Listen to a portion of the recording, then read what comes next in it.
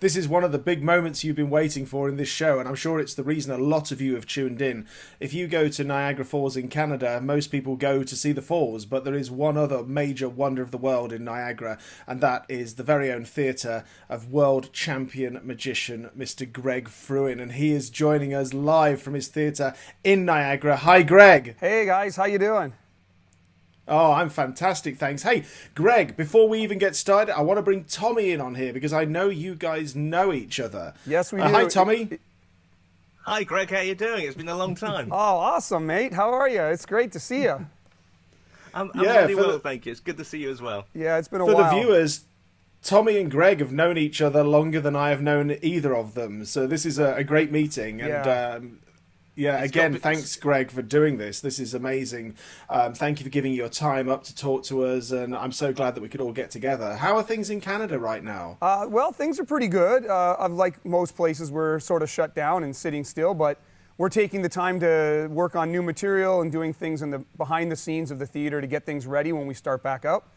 So I'm a guy that's not a sit-down kind of guy, so I'm just taking my time here and using it wisely. So. In the time I know you, I think it will be an understatement to call you a workaholic. Well, I don't know. Maybe you've noticed in the past I'm a little bit hyper. Yeah. I've never noticed that, actually. I've never noticed it at all. Well, by the end of this discussion here, you might have figured it out. But yeah, I'm not a sit-down kind of guy. So I like to keep moving, keep working on stuff. And I'm working on a bunch of neat projects right now. As a matter of fact, I'll quickly announce that next Wednesday, April 1st at 7 o'clock, I'll be doing a live show here on our stage with performers like Jamie Allan. Of course, Jamie's been really nice to help out. And each one of the performers is going to perform live in their own areas, and then we're going to do it all here from the stage. So it's going to be really cool. Fun magic show. Oh, that's going to... I'm really looking forward to it, and we're going to post a link about that below in the comments section of this video. So if you're interested in checking out Greg's live show next week, please look down in the comments and we'll post about that. We'll put a poster up for that, so hopefully we can get some traction for you going from the UK as well, Greg. Sure, and we're trying to raise a bit of money also for the Humane Society. I'm on the board of directors of the SPCA here in Niagara region, so like all places, animals are needing help as well right now, so any donations we get during this will be awesome. Oh, that's great. Yeah, and again, we'll put all that information down below this. For all the viewers that are non-magicians, GREG FREWIN is a big star in the world of magic. You'd be hard-pressed to find a magician that doesn't know about Greg. And this started because he won the World Championships of Magic, which was Fism. And I wondered, Greg, you know, a lot of people dream of entering a competition like that and just placing anywhere, but to come first, you know, what can you give us an idea of what it felt like, you know, that moment, you know, when you finally, after all that work, it came through for you? Well, you know, it was pretty cool. You know, Fism was something that I always dreamed about doing, and you know, all the years of hard work, and you get there, and then it gets to be one of those. I mean, it was 5 days, because back in those days, I think there was over 800 acts that competed, because I was in Yokohama, Japan. It was great. Wow. I mean, the pressure was there, obviously. With my win, it was kind of interesting because I actually won the Grand Prix, but at the time, I guess Canada wasn't part of the affiliation of Fism, so they actually took took points off of me, and then took the Grand Prix away from me. But in the end, it was still a great honor. I mean, you know, for me... That's kind of sad, hey? That seems like a shame that you could enter, but somebody hadn't told you that prior. You know, well, you know, hey, competitions, politics, things, whatever. It is what it is. Hey, look, in the end of the day, I always try to tell young magicians, it's not the trophy you take home, it's the act that you take home. And for me, the big prize was that I ended up with an act that took me all around the world.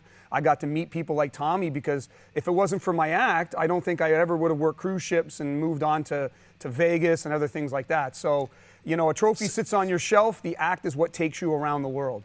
So I think a lot of the viewers wouldn't know that you started out on cruise ships, Greg, because, you know, most people know you for the Bird Act, the shows like World's Greatest Magic, which was obviously a big lift for you. But then I guess for a number of years you took your show onto the ship before you ended up, you know, on land and with your own theatre for so many years.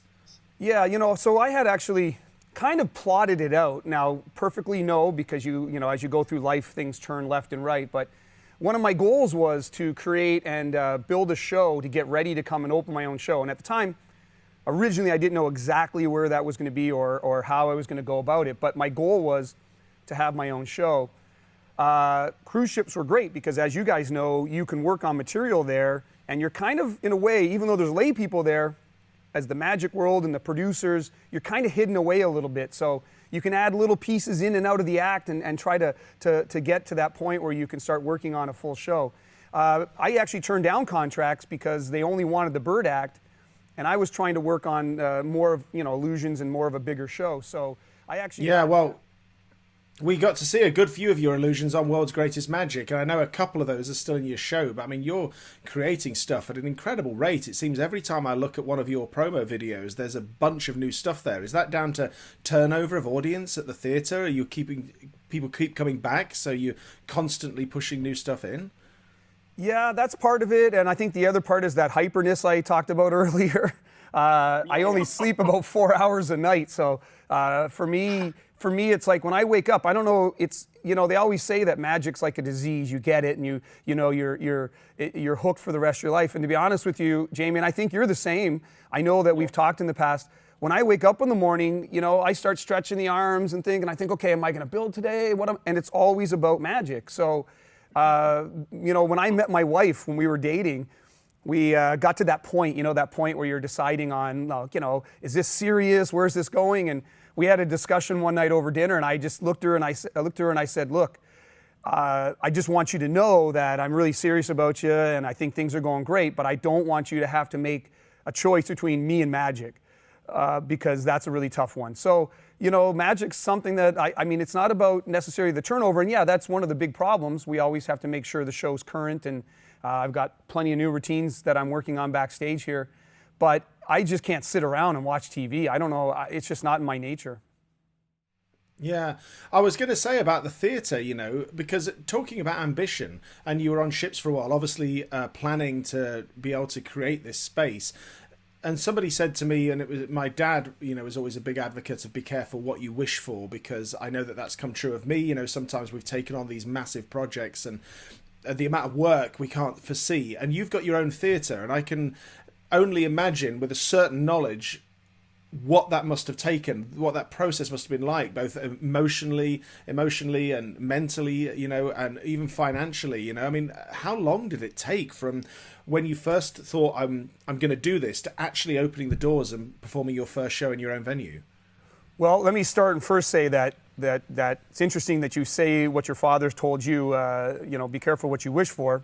One of my mentors and someone that I idolize and still to this day do is Lance Burton. And I got very lucky, like a lot of people, because Lance is just such a great guy that I got to get to know him and be able to go and hang out with him at times. And anyway, one day we were together, and I was planning on the theater, but it was still a couple of years away. And, you know, we were sitting in his green room, and he says, so Greg, what are you doing lately? And I said, well, I'm working on opening my own theater in Niagara Falls. And he stopped, and he kind of looked at me and said, be careful what you wish for. And, you know, at the time, I'm going, what are you talking about? Dude, this is, I mean, it's the dream. I'm wishing for the dream. But, you know, I understood now what he was talking about. You know, this is a commitment. You know, I have 60 employees that, you know, count on me, and I have to keep this ball rolling. And 15 years in, it's a big animal. You know, it takes a lot of time. You have to have a good staff, and it takes a lot of energy. But once again, for me, it's just been awesome. I've enjoyed it. You know, being here every night in the same place is just, it's so cool, right? Yeah, I was going to ask you about that because I work in a variety of different venues, and my aspiration, and certainly something we're working towards, is putting the show into one place for an extended period of time, and that really appeals to me because I know that I can get the magic and the lighting and everything perfect. But you've been there 15 years now? And so how does it feel? Does it feel like home to you? Is it like, or does it just, how is it stepping out onto the same stage every night, knowing every single corner and where to look at every table? So, it's actually a great feeling. It went through some, ups and downs because for a while I was going, at the beginning you're there, you're excited, and then you're kind of going, oh, my friends are out on ships and I miss traveling to Europe and all these other things. So you kind of go through phases, but that sort of goes away after a while. And I'll tell you something, what's great about being in a venue the same all the time, it really allows you to understand more about who you are as a personality on stage because you're so comfortable now that some of those, as a magician, we're always like, hey, or we're doing we amp our personality up a little bit more than it would be. But once you get comfortable, it's like inviting people into your home. And I think it's something that, I don't know how many people, it's probably more of a rare thing for magicians to be able to get to that point. But you definitely get to a point where you can connect a lot better with the audience because you're inviting them into your living room. It's your home. I can imagine. And for the viewers at home, because I know, Tommy, we've got some footage on the computer, which you might be able to put live now of Greg's theatre. Because can you tell us just a little bit about the theatre, Greg? Yeah, so it's 700 seats. We have it's a dinner theater as well, so we do offer dinner. We've even got booths that kind of look like the Vegas-style booths. We wanted to kind of bring that old Vegas back home here to Canada, to Niagara Falls. So we wanted the theater to sort of feel like you're in Vegas. We didn't want it to be like a movie theater feeling or that nature. So yeah. And it's 40,000 square feet. We've got about 10,000 square feet that's not developed yet. But we have some ideas we're working on, so we got a couple new projects in the go. Oh, that's exciting. That's really exciting. I was going to ask you about, because we try to create as much stuff as we can. I know that not all of the stuff always hits, but in your professional career, of all the things you've created, what would you say, is there a difference between what is the most successful, which is probably going to be the Bird Act, to what is actually your favorite thing that you've ever created? Oh, that's an interesting question. I wouldn't say there's... So, yeah, let me think about that because when you create something, you put a lot of time into anything you create. Not everything comes out good. As you probably know, sometimes you create those pieces, especially the ones you think are going to be the ones that are going to be like, yeah, this is it. Excuse me. And then you go out and then you do it for an audience and they're just kind of staring at you and you're like, wait a minute, don't you get it? Look what I just did. So you never really know what the audience is going to be thinking, but I think for me, of course, my favorite has to be the Bird Act. There was a lot of elements in that act that took a long time to hone and to get to where it was. And for me, it wasn't just about the magic. I really wanted to develop a different character. I grew up watching Lance. Once again, going back, I idolized Lance and a lot of guys that got into bird magic and manipulation did. And I think the hard part was trying to understand that even though we think first of the magic trick, okay, we got to be different magically. Character is the first thing they see. You walk out on stage, the curtain opens, you're standing there, they're looking at your character or who you are. And so it took me a while to understand that I had to figure out how to be able to create me, my own character, not doing, that Lance Burton beautiful. It's to me still my favorite type of Bird Act. But yeah, I'm a huge fan of the Bird Act. I've never met anybody that doesn't think it's absolutely world class and one that will always be remembered. But my other favourite thing of yours is the shrouded transposition. Oh yes, that one right there. I think it's in the back. Yeah, that's the one. Pointing at the right direction. Yeah, that's the one. Yeah, I got a few props. One. That is an amazing effect, and maybe if you're interested, you can look that up. On YouTube, it's incredible. Yeah, and fast. I've never seen anything like it. It's interesting, and actually, I do have a little bit of a back to step to what you were saying about creativity, and it's interesting because the piece that actually surprised me the most. Shroud was one my wife and I worked up on cruise ships. I built it at home, took it out on ships, and at night when the theater closed down, we would sneak down backstage and we would practice and rehearse it. Because when you don't have the knowledge of where the two of you need to be at first, it's kind of like a puzzle and you got to figure that out. But here's the interesting thing that I didn't think about earlier. The ending of my bird act, where my wife appears from the cage, which ended up being the big ending and became something very, very powerful, originally was put in the act because at the time I was traveling, doing a few odd gigs here and there, but I was going on my own as a single bird act, and I couldn't afford back then to fly her with me. So I needed to create a way to put her in the act so she could come with me. So actually, of all pieces, that's the piece that surprised me. As a matter of fact, excuse me, we're at the IBM in Florida, in Orlando. I forget which year it was. It was right before going to Fism, literally like months or weeks before Fism. And no one had seen this part of the act, and I was going to premiere it for the magicians. And we were in rehearsal, and in the front row was Blackstone Jr., because he was on that night. He was getting ready to tech. And I just was in my t-shirt kind of doing some lighting tech, and I had to make sure when the appearance happened that the lighting was right for her. So I actually, and I didn't think about this, I just wanted to do it for the lighting, and I carried her down and boom, made her appear. And I remember at that moment, Blackstone Jr. in the front row, and I won't use the exact words, but he said, "Holy." And so I realized, hey, maybe I got something here. So it is interesting how creative stuff, you don't know which is going to be the powerful piece and which is going to be not. No, it's truly shocking. Tommy, I know that you've seen the show, haven't you? You've been to Greg's Theatre in Niagara, so you've watched all this stuff from the front row. Yeah, I've been very privileged to go along to the theatre. It was just an amazing experience for us. I actually worked out, it was I think, 9 years ago. Oh, geez, 9 years. And I've known you, Greg, for about 17, 18 years, something like that. So that means we met when we were like 18? Yes. Yeah, well, I think I was 16, but, we don't go there. Okay. But the theatre's amazing. I mean, obviously the magic is second to none. Greg's an incredible performer. But he's also got such attention to detail and everything from the decoration throughout the whole theatre, even, and I know Greg won't mind me mentioning this, even the chair details. They always get mentioned about the chair details. It's funny you say that. How did that come about? Well, it was interesting because a lot of people comment on that, and that was actually, a company came in when we were getting ready to open, and they told us about these chairs, and I was like, it sounds a little cheesy. And he said, look, give me your logo, I'll create it, we'll bring them in, if you don't like them, we'll take them away.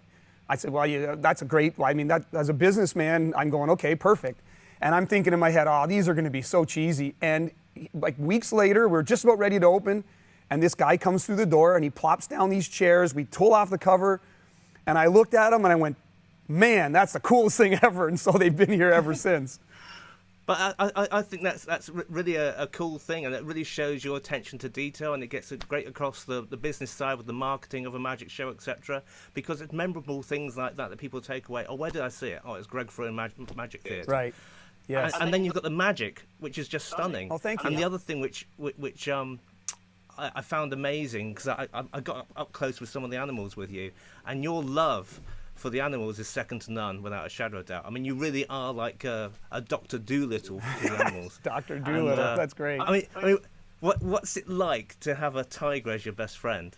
Well, Tommy, for me, it's going back to, working with animals and being around. I started as a young kid. My parents, we had a St. Bernard growing up, living in the suburbs. So 240-pound dog I grew up with. I've always been around animals. My mom was a bird lover, and she had parakeets. I think you guys call them budgies, maybe. But we always had animals in the house. So when I got into magic and I started learning from a gentleman named Doug Basham, he worked with doves, it kind of became natural for me. And over the years, I've really been very strong about, animal treatment and whatnot and training. And I've studied a lot. And I'm now on the board of directors of the Niagara Region SPCA. And I try to do a lot of help with them. So, to me, it's important. When I had a student, Ding Yang from China, and she's fabulous. You guys hopefully will see her one day. And one of the things I had to teach her was not that she was abusive to her animals, not in any way, but, there was a point where it became a tool or a prop. And for me, that's a disjoined feeling. It has to be part of your family. So when I wake up in the morning, I got to look after all my animals, which is another whole full-time job. But I take pride in it because they are my family. As a matter of fact, one of my tigers ended up with cancer. We did some research and found out that no one had ever done any surgery at this time. And my vet went on like different vet boards. And we had decided that we'd take some action and try to do something about it. Long story short, we spent 3 different surgeries over a half a year. And he ended up going 2.5 years in remission. Unfortunately, it did come back and eventually did overtake him. But you know, we take a lot of pride and a lot of joy in making sure our animals are healthy, looked after, and we'll go to no expense because they're part of my family. And so you'll do anything possible to help them and everything. That's amazing, Greg. Absolutely amazing. Well, Greg, I just wanted to jump in and just really thank you. I know in a moment we're going to run a clip, but you know, it's really great of you to give your time up. I know that it's a great community spirit that seems to be bopping up around the world, particularly in the magic community, but in far-reaching communities of people getting together. And I think that this is a great spirit, and I really thank you for taking the time to join us today on this. It's really, really good of you. So thank you, Greg. No problem, guys. I really appreciate it. You know, and you're right. It's interesting. Our magic community is a very powerful community, and it is great in these times for people to get together. So it's been a joy. Yeah, well, I'm going to look forward to seeing you live on your show on Wednesday. But Greg, now we're going to run a little clip of a trick that the viewers at home who haven't seen you will get to see something. So, Greg, what is that? Actually, you know what? Here's what we'll do. I got this great routine that I did down at the falls. So people might not know, if they've never been to Niagara Falls, what it's kind of like. I actually am on the hornblower, which is those big boats that go right down up to the falls. And I performed a trick with water. So not only do you get to see some magic, you get to see me right in my hometown and see the nature or the natural wonder of Niagara Falls. Oh, great. Well, Tommy's going to run that clip momentarily, but right now we shall say goodbye for now, Greg, and I shall see you on Wednesday. And check out the link for Greg's live show next Wednesday in the comments section below this video. Thank you again, Greg. No problem, guys. Thanks a lot. Appreciate it. Thanks. Hey guys, you guys enjoying the falls? Yeah. Hey Chad, how are you? Good to see you. Hi Joanna. Hi. You guys enjoying the view on break? Oh yeah. I know you guys wanted me to make the falls disappear, but the city didn't think that was a good idea. Sorry. But you want me to do something real quick? Yeah, sure. All right, can I borrow your coffee? Oh yeah. You done? Oh yeah. Okay. I don't want to make the whole falls disappear, obviously. A lot of tourists will be upset, so can I borrow your water? Yeah, for sure. What we're going to do is we're going to take this water, we're going to pour it down into the glass, and just like the falls, you'll see it pouring down. We won't use as much of the water as the falls does, but there you go. Now this is really cool. Watch this. Okay. A little prize here. Now we're going to take this and we're going to go Oh my gosh. right in the cup. But that's not the coolest part. The cool part is that I can actually place it in the bottom and you'll see it comes out the top. Oh my gosh. But there's a reason why this phenomenon happens, and if I come over here to you, you're gonna watch. The water has actually disappeared just like that. That's pretty cool, and I'm thinking that's a really cool thing. You guys got it. Oh yeah. Thanks a lot, guys. Have a great